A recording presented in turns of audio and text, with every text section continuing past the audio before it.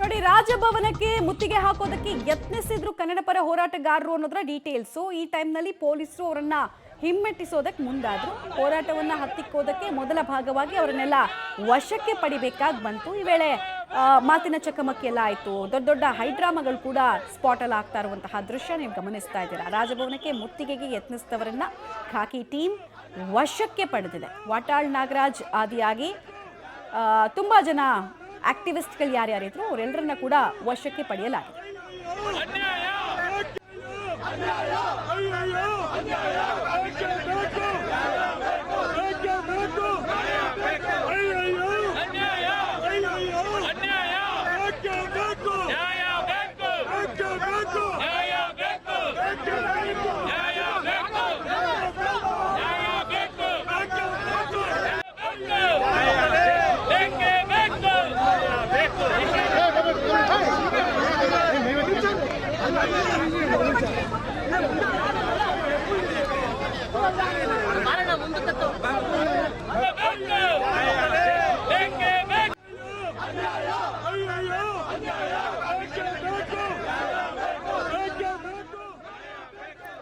ಸ್ಥಳದಲ್ಲಿ ಪರಿಸ್ಥಿತಿ ಹೇಗಿದೆ ಅನ್ನೋದರ ನೇರ ದೃಶ್ಯಾವಳಿಗಳನ್ನು ಗಮನಿಸ್ತಾ ಇದ್ದೀರಾ ನೀವು. ಸೊ ವಾಟಾಳ್ ನಾಗರಾಜ್ ಸೇರಿದಂತೆ ಕನ್ನಡ ಪರ ಹೋರಾಟಗಾರರನ್ನು ವಶಕ್ಕೆ ಪಡೆದು ಅಲ್ಲಿಂದ ಸಾಗಿಸೋದಕ್ಕೆ ಪೊಲೀಸರು ಹರಸಾಹಸವನ್ನು ಪಡ್ತಾ ಇರುವಂತಹ ದೃಶ್ಯ. ಇನ್ನೊಂದು ಕಡೆಗೆ ಸರ್ಕಾರದ ವಿರುದ್ಧ ಘೋಷವಾಕ್ಯಗಳನ್ನು ಕೂಡ ಕನ್ನಡ ಪರ ಹೋರಾಟಗಾರರು ಮೊಳಗಿಸ್ತಾ ಇದ್ದಾರೆ.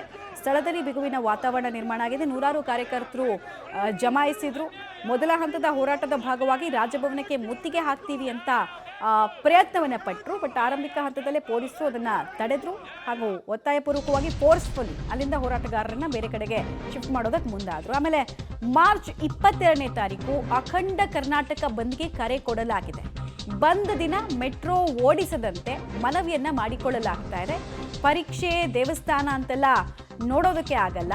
ಬಂದ್ ದಿನ ಪರೀಕ್ಷೆಯನ್ನ ಮುಂದೂಡಲಿ ಅಂತ ಕೂಡ ಡಿಮ್ಯಾಂಡ್ ಅನ್ನು ಆಕ್ಟಿವಿಸ್ಟ್ಗಳು ಇಟ್ಟಿದ್ದಾರೆ. ಸಾರಿಗೆ ಸಚಿವರೇ ಬಸ್ ಸಂಚಾರವನ್ನ ನಿಲ್ಲಿಸಬೇಕು, ಆ ಮೂಲಕ ನಮಗೆ ಸಪೋರ್ಟ್ ಮಾಡಬೇಕು ಅನ್ನೋದು ಕನ್ನಡ ಪರ ಹೋರಾಟಗಾರರ ಆಗ್ರಹ.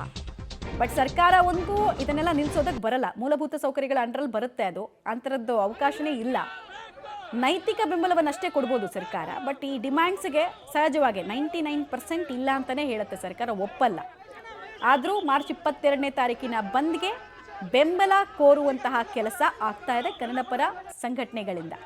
ಬೆಳಗಾವಿ ವಿಚಾರದಲ್ಲಿ ಸರ್ಕಾರ ಮೃದು ಧೋರಣೆಯನ್ನು ತೋರ್ತಾ ಇರುವಂತಹ ವಿಚಾರ ಮತ್ತು ಕೆಲವೊಂದಷ್ಟು ಬೇಡಿಕೆಗಳನ್ನು ಇಟ್ಟಿದ್ದಾರೆ. ಅವರು ಸಂಭಾಜಿ ಸ್ಟ್ಯಾಚ್ಯೂವನ್ನು ರಿಮೂವ್ ಮಾಡಬೇಕು ಬೆಳಗಾವಿಯಿಂದ ಅಂತೆಲ್ಲ ಸೇರ್ಕೊಂಡು ಒಂದಷ್ಟು ಬೇಡಿಕೆಗಳನ್ನು ಇಟ್ಟಿದ್ದಾರೆ.